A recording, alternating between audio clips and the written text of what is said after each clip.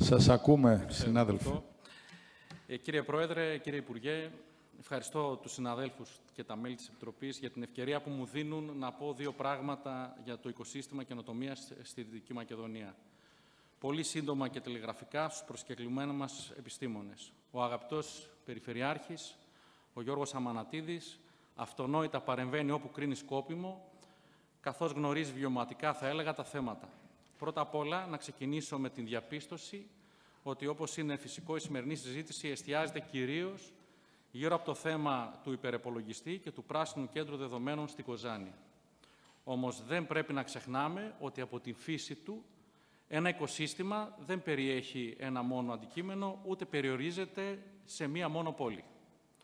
Όσο σπουδαία και αν είναι, και όντως είναι, η τεχνητή νοημοσύνη και οι εφαρμογές της, υπάρχουν και πολλοί άλλοι τομείς που αφορούν τη Δυτική Μακεδονία, με πρώτο τον ενεργειακό κλάδο.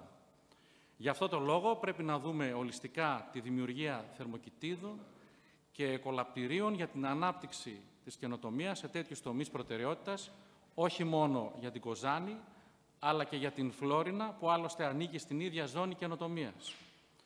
Γιατί η στρατηγική ανάπτυξη της έρευνας και της καινοτομίας στις περιοχές της δίκαιης μετάβασης δεν πρέπει να αφορά μόνο μία πόλη ή ένα μόνο νομό.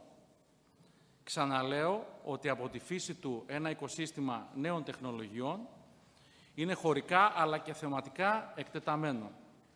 Την ίδια προσέγγιση αυτή της ισόρροπης ανάπτυξης οφείλουμε να έχουμε και για άλλα μεγάλα έργα της Γενικής Γραμματείας Έρευνας και Καινοτομίας, όπως είναι η δημιουργία συνεργατικών χώρων εργασίας, η κοινωνική καινοτομία και επιχειρηματικότητα και βέβαια ο κόμβος καινοτομίας υδρογόνου, που είναι έργο του ΕΚΕΤΑ.